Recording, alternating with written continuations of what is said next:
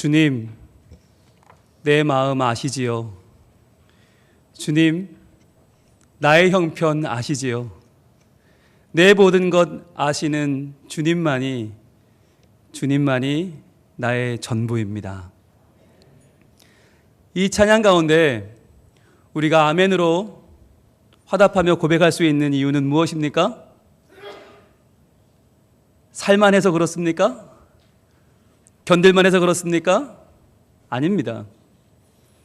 분명 나는 살아갈 힘이 없고 나는 견딜 수 있는 능력이 없는데 나를 살게 하는 그분은 변치 않는 하나님이시라는 고백입니다.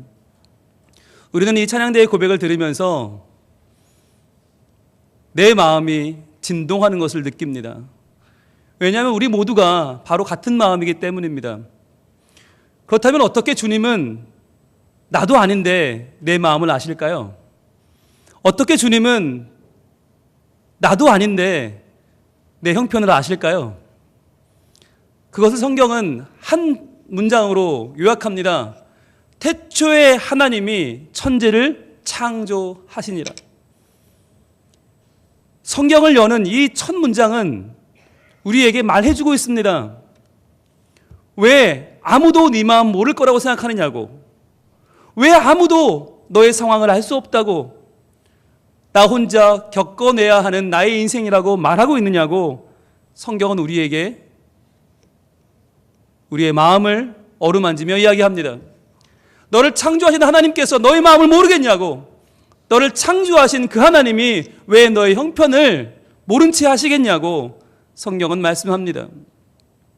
그래서 우리는 이 창조론을 믿을 때에만 우리의 현실을 견디어낼 수 있습니다. 창조론 위에 설 때에만 우리는 행복한 삶을 살 수 있습니다. 아무리 힘들고 아무리 어려워서 더 이상 살아갈 이유가 없을 때, 살 수 없을 때, 그럴 때라도 세상아, 네가 아무리 나를 깎아내려도 나는 내려가지 않아. 네가 아무리 나를 훼손하려고 해도 나는 더 깎이지 않아. 나는 하나님이 창조하신, 하나님의 형상대로 지으신 하나님의 형상이야. 하나님의 창조물이야 라고 우리는 당당하게 외칠 수 있어야만 하는 것입니다. 누군가가 이렇게 물어본다면 하나님이 정말 계시기는 해요? 저를 정말 사랑하시는 거 맞아요? 라고 묻는다면 우리는 이 말씀을 들려주었으면 합니다. 태초에 하나님이 천지를 창조하셨습니다.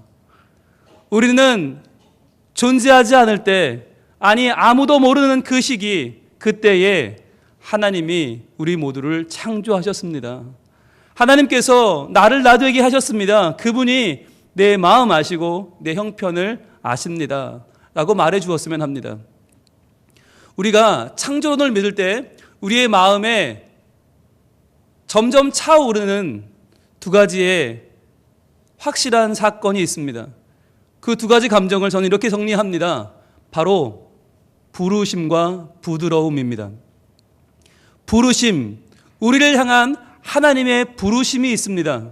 창조란 하나님이 우리를 지으시고 우리에게 사명을 맡겨주셨다는 것인데 그 사명을 부르심이라고 정리하려고 합니다.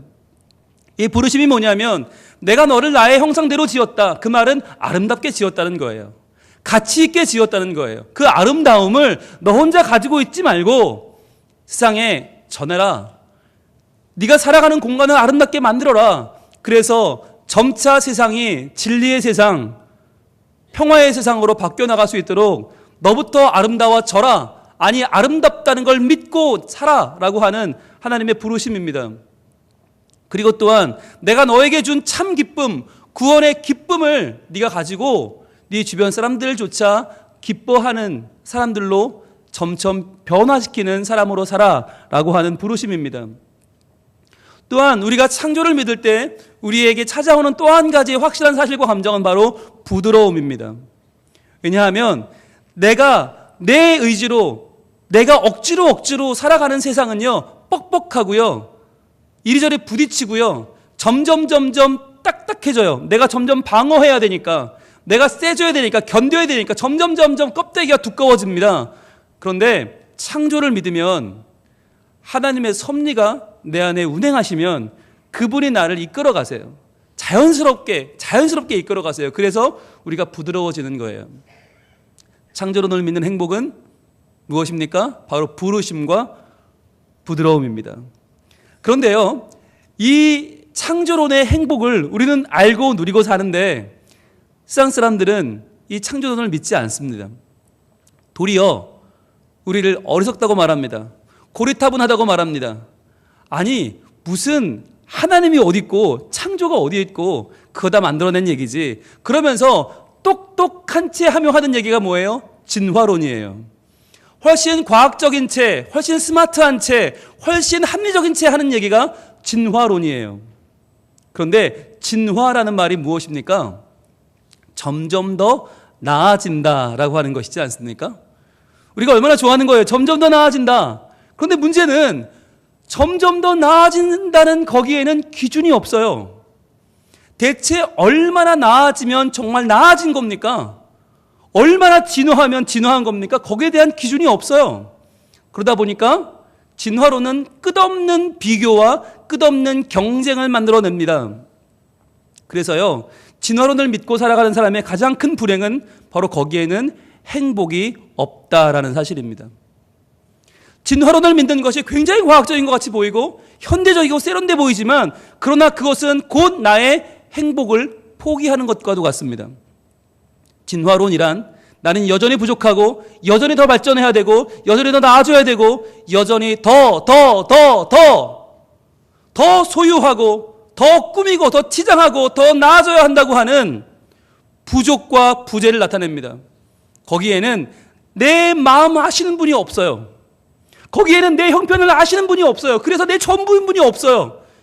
계속해서 나를 채찍질합니다. 더 나아져야 돼, 더 나아져야 돼, 더 나아져야 돼. 여러분, 반에서 50등 하는 아이가 꿈이 뭘까요? 40등 한번 해보는 겁니다. 그 마음을 공감하는 분이 일부 계시고 많은 분들은 공감을 못하시는 얼굴을 하고 계시는데, 여러분, 50등 하던 아이가 40등을 했습니다. 행복할까요? 안 행복할까요? 행복하죠. 근데 그게 오래 못 가죠. 왜요? 30등 해야죠. 30등 하면 행복할까요? 20등, 10등 올라가다 1등 하면 행복할까요? 여러분, 그 아이는 그 순간 알게 됩니다. 1등만의 세계가 있다는 것을. 자기는 알지 못하던 1등만 누리던 그 세계에 자기는 최하위권이라는 걸 알게 됩니다. 그때부터 그 아이는 고민하고 괴로워하기 시작합니다. 여러분, 시험 보고 좌절해서 목숨을 버리는 아이들은 공부 못하는 애들이 아니에요. 전교에서 노는 아이들이에요. 그런데 전교에서 놀면 뭐예요? 전국에서는 꼴찌인데. 급이 다른 거예요. 50등의 세계가 있고 10등의 세계, 1등의 세계가 다 있어요. 그런데 모든 세계는 더욱더 더 나아지라고, 더 진화하라고, 더 진보하라고 말합니다. 견딜 수 없는 거예요. 대체 어디까지 나아져야 나아지는 겁니까? 아니, 그리고 여러분, 솔직히 인간이 나아질 수 있습니까? 여러분, 나아지고 있습니까? 여러분, 진화하는 중이십니까? 대체 뭐가 얼마나 나아졌습니까? 불가능한 것을 붙잡고 살아갈 때 우리가 느끼게 되는 두 가지 한계점이 있습니다. 그것이 바로 그 두 가지, 부러움과 부끄러움입니다. 우리가 진화론에 매달릴 때 이 두 가지의 불행을 벗어날 수 없어요. 나는 남에게 부러움 받고 싶어요. 남이 날 부러워하면 좋겠어요. 그러니까 돈이 더 많아야 되고요, 더 잘 살아야 되고요, 더 결혼도 잘해야 되고요, 더 애도 잘 길러야 되고요. 그런데 이게 단순히 그 사실로만은 안 돼요. 나타나야 돼요. 남에게 보여줘야 돼요. 그래야 남들이 날 부러워하니까. 그래야 남들이 나를 잘 됐다고 말할 테니까 부러움을 사기 위해서 점점 더 보여주려고 노력하는데, 얼마나 그 삶이 보여주려고 사는 아등바등 살아가는 삶, 남을 위해 살아가는 삶, 남의 눈치를 보는 삶, 결국 천박한 삶이 되는 것입니다. 그런데요, 남에게 부러움 사보자고 사는 삶이 마음대로 됩니까? 여러분, 공부 더 잘하고 돈 더 많이 벌고 결혼도 잘하고 자녀 더 잘 키우는 게 마음대로 됩니까? 저는 그 중에 하나도 마음대로 안 되더라고요. 마음대로 되는 게 없어요. 자, 부러움을 살려고 노력하고 살았는데 안 돼요. 그래서 뭘 느껴요? 부끄러움을 느끼게 되는 거예요. 아니, 이만하면 괜찮은데, 이만하면 멋진데, 이만하면 살만한데 왜 부끄러움을 느껴야 됩니까? 부러움을 살려고 하다 보니까 부러움을 사지 못하면 나는 부끄러운 사람이 되는 거잖아요. 이게 얼마나 불행한 삶이에요. 내 자신의 삶에 만족하지 못하고 남들의 눈에, 남들의 기준에, 남들의 판단에 나를 맡기고 살다 보니까 점점 나는 부러움을 사고 싶은데 내 맘대로 되지 않아서 부끄러운 사람이 되어버리고 만다는 것이죠. 여기서 여러분의 기억력을 테스트해 볼까요? 아까 우리 창조론을 믿으면 찾아오는 행복의 두 가지 감정이 뭐라고 그랬죠? 부르심과 부드러움이라고 했죠. 네, 부르심과 부드러움. 자, 그러면 우리가 진화론을 믿을 때 찾아오는 불행은 두 가지 뭐라고 그랬어요? 부러움과 부끄러움. 예, 왜 다 부자로 맞췄을까요? 여러분을 위해서 기억하시라고. 예, 이 정도로 친절한 목사입니다. 여러분, 기억하십시오. 우리가 더 이상 남의 부러움을 사기 위해서 노력하고, 부러움을 사기 위해 노력하고, 그렇게 살아가고, 나를 채워가고, 발전시켜 나가는 것은요, 결국 부끄러움으로 끝나고 맙니다. 오히려 우리가 주목해야 되는 것은 하나님의 부르심이 어디 있는가? 그리고 그 부르심 안에서 나는 부드럽게 살고 있는가라고 하는 거예요. 점점점 나를 더 높이 쌓고 나를 더 단단하게 만들려고 딱딱해지는 삶이 아니라 그분의 섭리 안에서 부드러운 삶을 살고 있는가, 주님의 부르심 안에 서 있는가가 참으로 중요한 것입니다. 이렇듯 우리는 창조론에 설 때에만 행복할 수 있어요. 진화론을 따라가면 행복할 수가 없어요. 끝까지 불행해요. 다 같이 불행해져요. 그런데 중요한 것은 오늘날 이 창조론이 가장 잊혀지고 가장 창조론은 배격되고 진화론을 득세하는 그곳이 어디냐 하는 거예요. 바로 교회입니다. 참으로 아이러니하게도 하나님 말씀인 창조론이 부정되고 세상의 논리인 진화론에 득세하는 곳이 교회입니다. 왜냐하면 여러분, 교회를 어떻게 나누죠? 교회를 사람들을 이렇게 나눕니다. 대형교회, 중소형교회, 개척교회. 이렇게 나누는 것부터가 진화론적인 시각입니다. 대체 몇 명부터가 대형교회입니까? 몇 명부터 중소형교회입니까? 몇 명까지 개척교회입니까?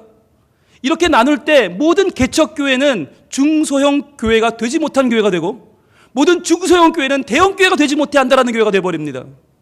더 인원을 더 모아서 더 예산을 끌어모아서 더 교회가 커져서 뭔가 더 많이 누리고 더 커져야 한다는 강박이 우리에게 있는 것입니다.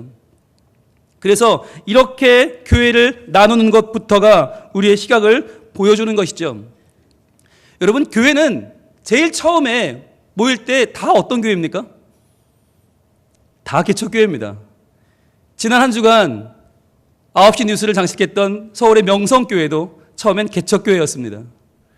몇 명의 성도가 모였습니다. 왜요? 하나님을 하나님답게 모시는 진짜 교회를 해보자. 믿음이 세상을 변화시키는 이 위대한 실험을 해보자라는 뜻으로 모였습니다. 그래서 사랑을 실천하고 진리를 수호하는 교회를 만들자. 모든 교회들이 이렇게 시작합니다. 얼마나 행복합니까? 하나님의 부르심이 있는 교회고요. 그리고 부드러운 교회죠. 서로 사랑하고 서로 축복하는 교회. 그런데 이 교회는 곧 작은 교회, 힘든 교회라고 하는 부정적인 감정을 갖게 됩니다. 왜냐하면 남들이 우리를 부러워하지 않거든요. 남들이 부러워하지 않는 교회, 즉 부끄러운 교회라는 생각을 갖게 됩니다. 우린 너무 작아. 우린 남들이 오기에는 너무 작아.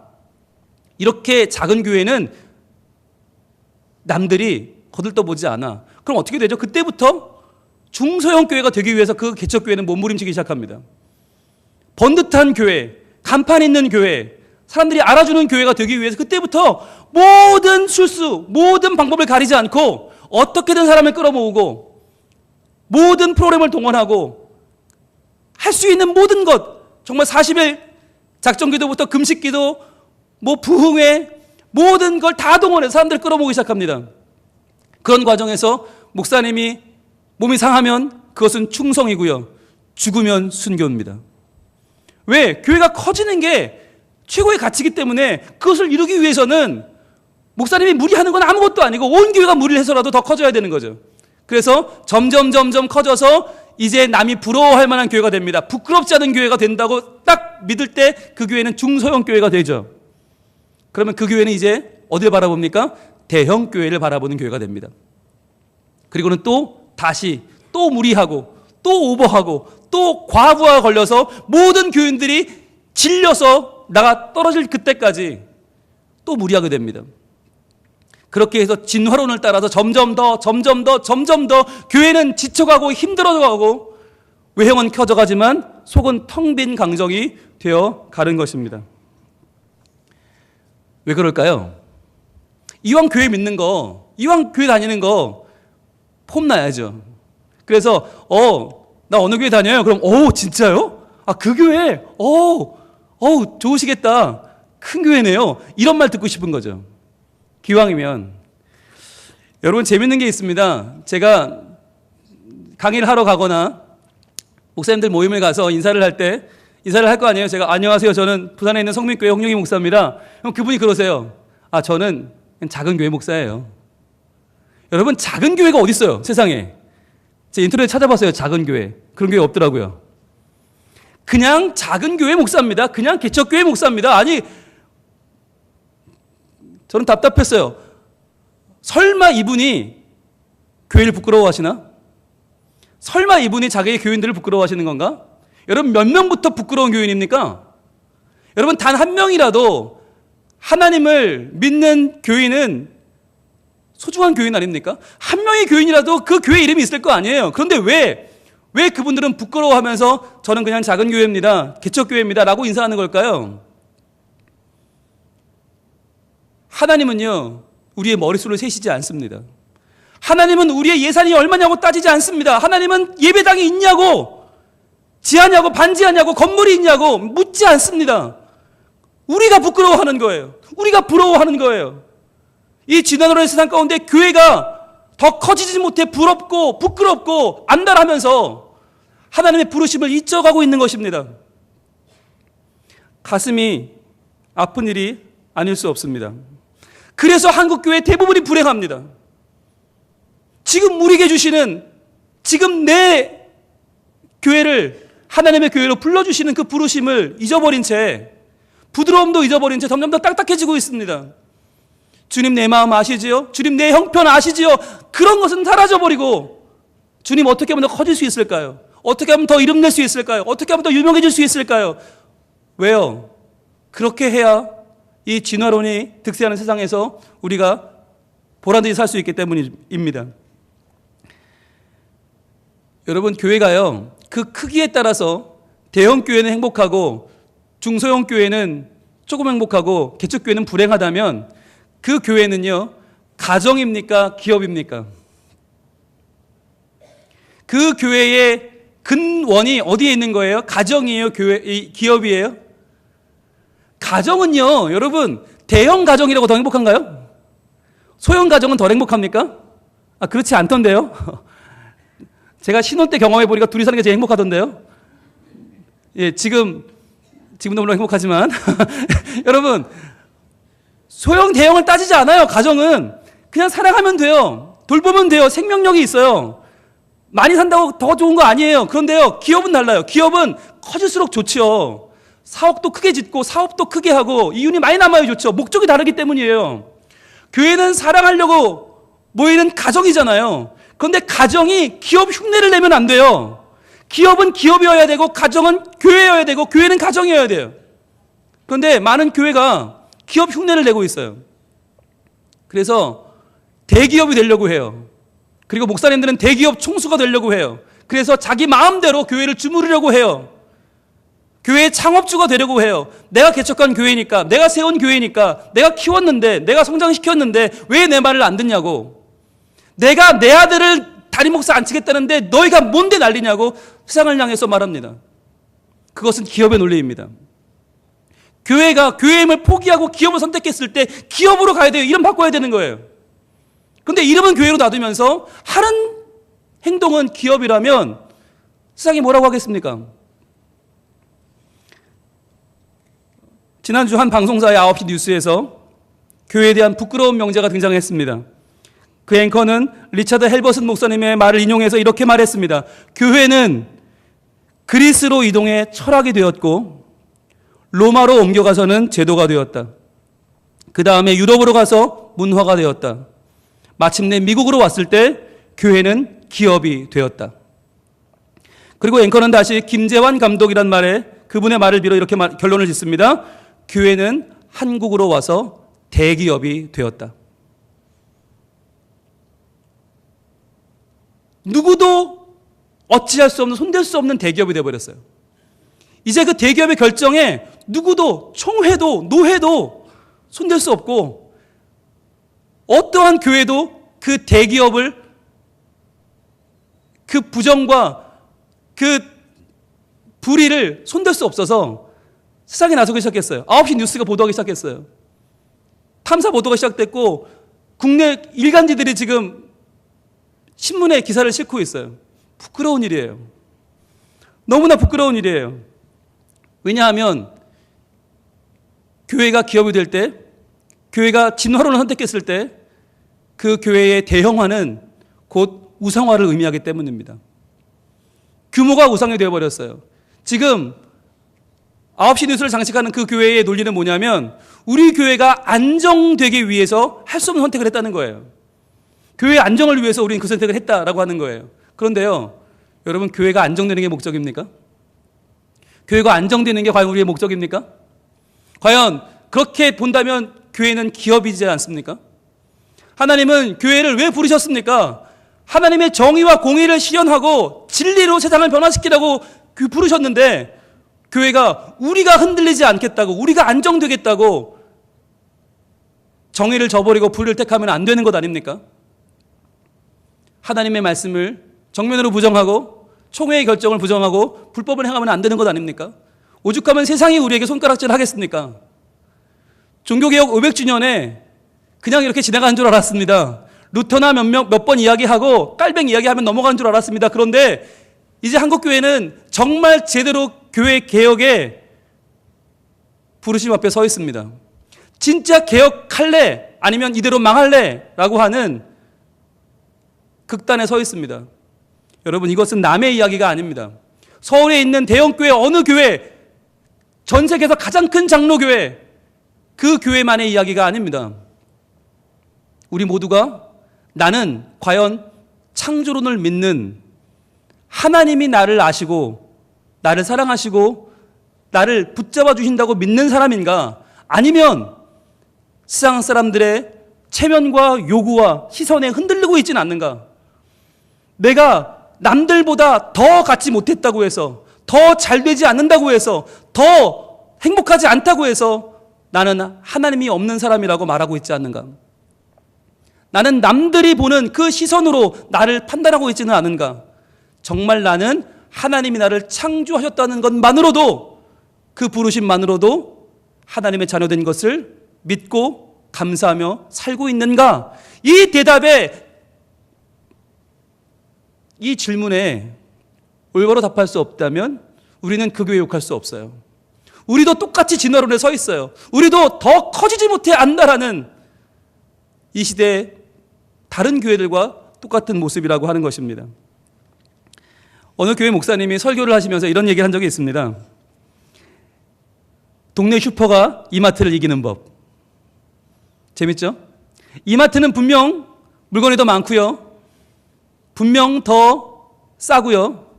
분명 냉난방 잘 되고 주차장이 넓습니다. 편의시설 잘 되어 있습니다. 그런데 동네 슈퍼가 더 나은 점이 있다는 거예요. 뭐냐면 과자 하나, 두부 한 모 사러 오는 아이들의 이름을 불러줄 수 있대요. 아이고, 우리 지우 왔구나.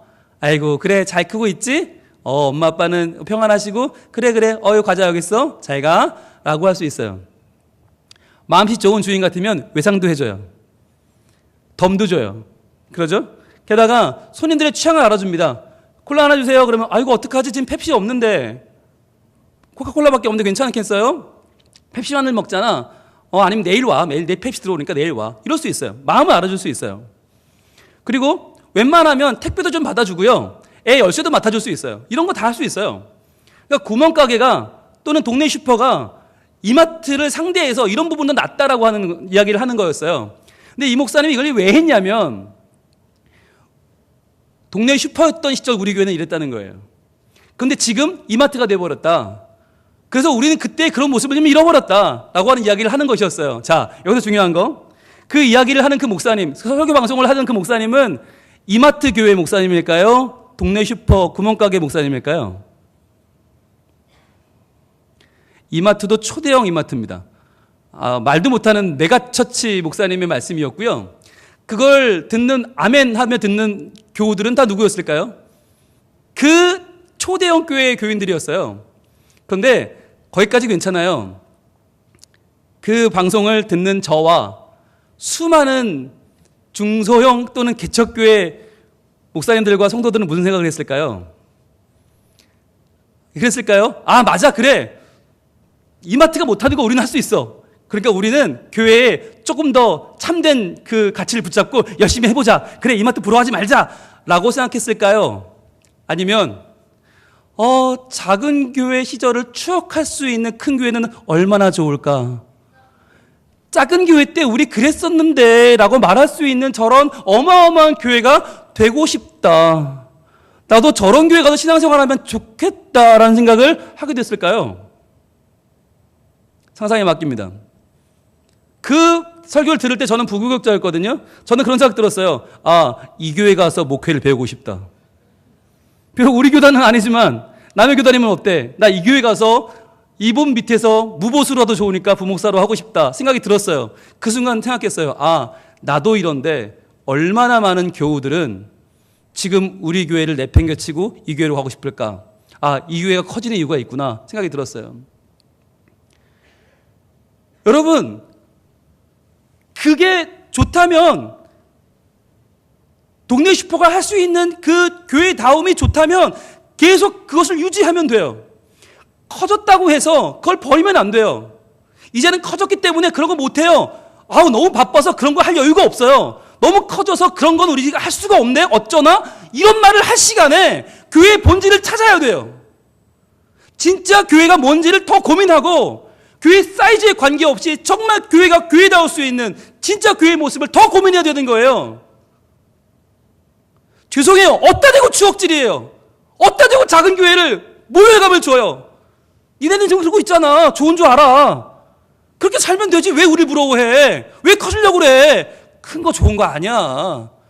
커지니까 에이 서로 알아보지도 못하고 그건 뭐 정도 없고 사랑도 없고 에이 불편해. 커지려고 하지 마. 라고 하는 설교를 들으며 왜 우리는 기분 나빠하지 않습니까? 왜 계속 거길 부러워하고 왜 커져야 된다고 말하고 더 커지지 못해 한다립니까? 지금 우리가 할 수 있는, 우리가 해야만 하는, 지켜내야만 하는 교회의 가치가 있다고 하는 것을 우리는 왜 더 열심히 붙잡지 않습니까? 교회는 하나님이 불러주신 언약 공동체입니다. 교회는 하나님의 변치 않는 언약으로 존재하는 공동체입니다.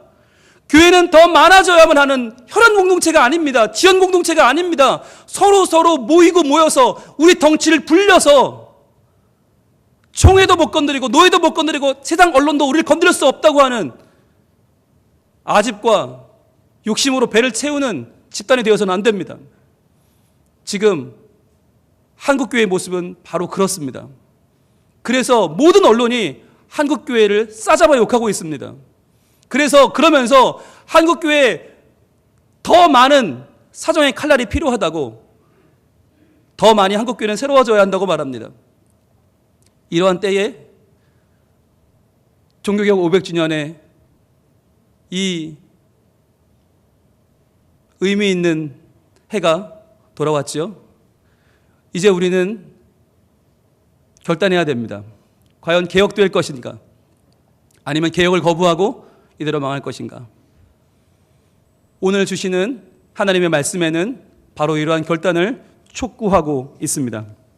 오늘 본문 10편 23편 5절 말씀을 같이 우리 한번 읽어보겠습니다. 오늘의 본문 시작. 주께서 내 원수의 목전에서 내게 상을 차려주시고 기름을 내 머리에 부으셨으니 내 잔이 넘치나이다. 아멘. 주님은 우리의 원수의 목전에서 우리에게 상을 차려주시고 기름을 우리의 머리에 부으십니다. 이 기름 부음은 바로 하나님의 것, 하나님의 소유됨을 선포하시는 것입니다. 모든 원수들의 앞에서 보여주는 거예요. 이것은 내 자녀다. 이것은 내 소유다. 봐라, 한국교회는 내가 지은, 내가 부른 예수 그리스도의 피로 값주고 산 가치 있는 교회다라고 하나님은 선포하시는 것입니다. 우리가 이 부르심에 응답할 수 있기를 원합니다. 사람들이 바라보는, 세상이 바라보는 더 커져야 한다는, 더 세져야 한다는, 더 많아져야 한다는 진화론의 가치가 아니라 우리는 하나님이 지으셨고 하나님이 부르셨고 기름 부어 세워주신 하나님의 특별한 하나님의 존재라고 하는, 하나님의 자녀라고 하는 이 자부심과 자존심을 잃지 않기를 원합니다. 하나님은 우리에게 기름을 부어주시고 우리에게 이 땅을 변화시키는 하나님의 사람으로 굳게 서라고 하십니다. 지금 한국교회가 위기입니다. 매우 큰 위기입니다. 그런데 이 위기는 남의 교회, 그 교회만의 위기는 아닙니다. 바로 우리의 위기고 바로 나의 위기입니다. 바로 내가 한국교회고 우리 교회가 한국교회이기 때문입니다. 여러분, 우리가 하나님이 창조하신 교회로 바로 서기를 원합니다. 여러분, 우리는 대형교회 아닙니다. 우리 교회는 소형교회 아닙니다. 중소형교회 아닙니다. 개척교회 아닙니다. 우리는 성민교회입니다. 우리를 성민교회로 부르시는 하나님의 부르심에 응답할 수 없다면, 부끄럽고 부럽고 남의 눈을 의식하는 교회라면 교회라고 할 수 없습니다. 우리를 불러 기름 부어주시는, 그리하여 참되게 예배하고 참되게 하나님을 섬기라 하시는, 그리하여 오늘도 새롭게 내 자신이 개혁되어 하나님 편에 서서 주님 내 마음 아시지요. 주님 나의 형편 아시지요. 하나님 의지하여 살아갑니다. 어떤 어려움도 이겨내겠습니다. 주님 진리의 사람으로, 평화의 사람으로, 정의의 사람으로 저를 다시 한번 세워주시옵소서. 기도할 때에 하나님은 우리를 새롭게 하시고 우리를 통해서 이 세상을 변화시켜 나가실 것입니다. 이 시간 기도하는 마음으로 찬양할까요? 이런 교회가 되게 하소서. 이런 교회 되게 하소서. 주님, 우리 교회가, 한국교회가 이러한 교회로 다시 한번 개혁되어질 수 있도록 주님 은혜를 내려주시옵소서. 우리 함께 찬양합니다.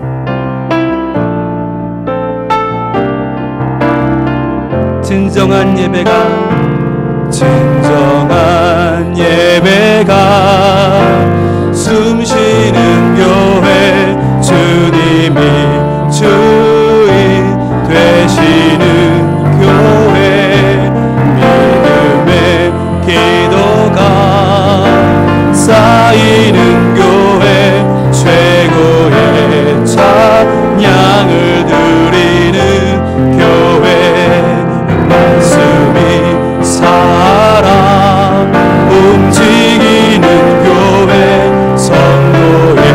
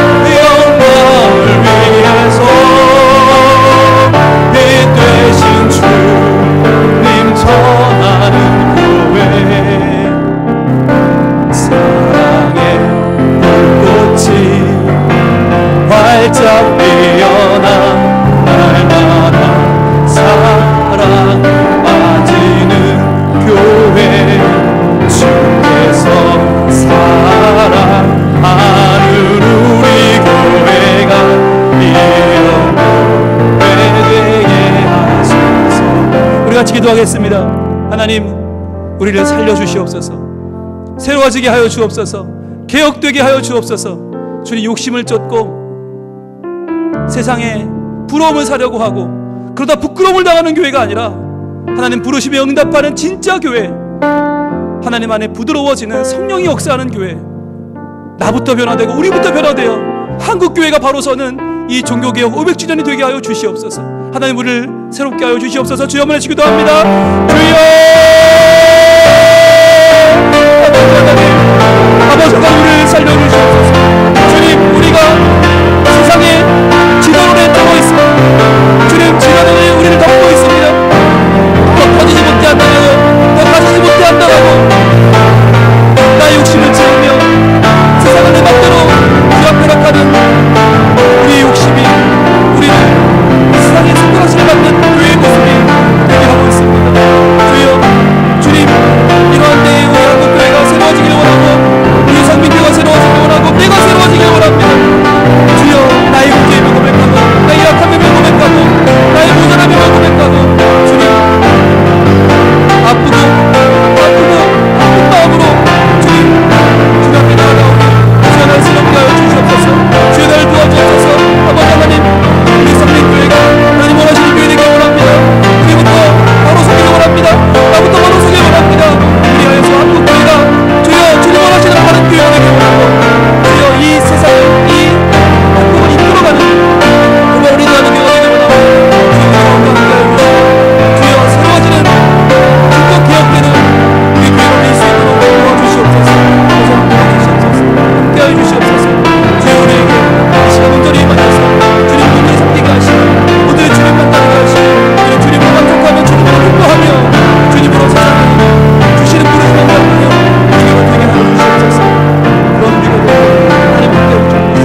또한 주님 믿습니다. 우리를 통해 영광받으시고 하나님의 영광을 되며 자라오는 하나님을 되게 하여 주시옵소서. 주님의 마음을 담아서 주님의 마음 닮아서 이슬 사랑하는 교회, 주님의 영광을 위해서 이 대신 주님 전하는 교회, 사랑의 불꽃이 활짝 피어나 날마다 사랑에 빠지는 교회, 주께서 사랑하는